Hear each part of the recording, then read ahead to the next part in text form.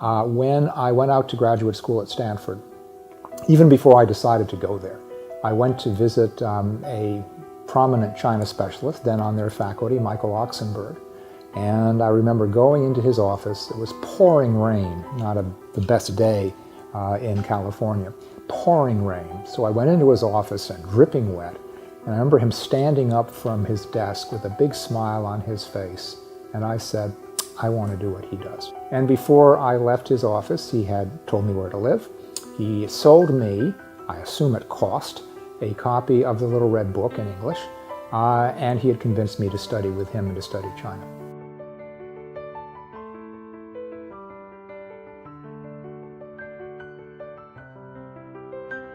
I was actually in the #1 department store on Wangfujing when the loudspeakers came to life. It was this announcement. First, nobody paid attention. And then they all began to quiet down because it was quite serious, whatever it was.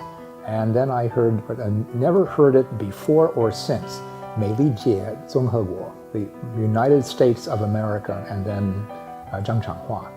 And so I realized what had happened. And I went out on the street. I was actually on the way to the airport. This was just my last stop. And they were handing out broadsheets of the People's Daily, a Hawaii, an extra edition, all printed in red about the normalization. And I grabbed a bunch of those and still have some back home, but kind of dropping them off where I went. United Airlines in Tokyo took one, pasted it up on the wall behind their transit counter. And so there was another very, very exciting experience.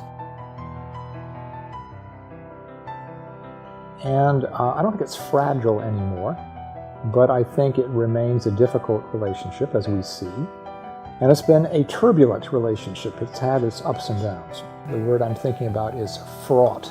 And it means a relationship that causes tension, anxiety. It's a complicated relationship. I think it's going to be a largely competitive relationship going forward. It already is. I think it will continue that way. There will be occasional times of, say, diplomatic or political confrontation. We may be seeing this now on trade and investment issues. There will also be periods of cooperation or areas of cooperation. We may be seeing this or may have seen it with regard to North Korea. So it will be a complicated relationship. And within the cooperation, there'll be competition. Within the competition, there'll be cooperation. It will be a very, very complicated relationship. Now, one thing I also want to point out is that competition is not necessarily a bad thing. So if it is fair competition, governed by rules, competition can have positive results. So this could be an area where there is a positive competition if both the United States and China are trying to demonstrate what political systems work better under what circumstances. Where you worry about the competition is, first of all, when there are rules that are ignored or violated, and even worse, when the competition spreads into areas where the outcomes are almost always negative and could be really dangerous, and that is arms races, security competition. That's where competition at its best is very expensive, and at worst can lead to downward spiral, can lead to misunderstanding, miscalculation.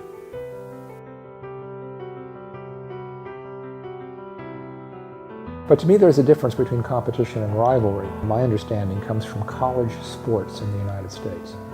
So I went to Princeton. We competed in football with different colleges every week. So we had lots of competitors, but only one was a rival. And for us, that was Yale. So in every sport, the Yale game was the big game. So we competed in every sport with Yale. That was our main competitor.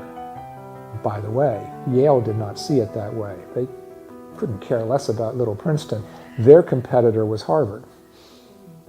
And who was Princeton's rival? Dartmouth. We didn't care about Dartmouth, we just cared about Yale. So rivalries like love can be unrequited. That is, one party can feel it but not the other. But my point is that usually in human society, we have many competitors but one rival. And that is where we compete on everything. And you can see then how dangerous that is.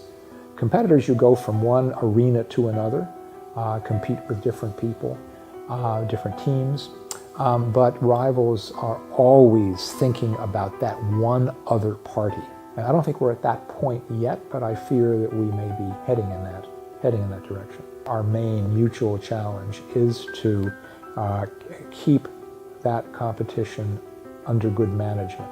We need to identify the arenas of competition, make sure that we have rules that are up to date, make sure that the rules are honored, make sure that the rules will be enforced one way or another.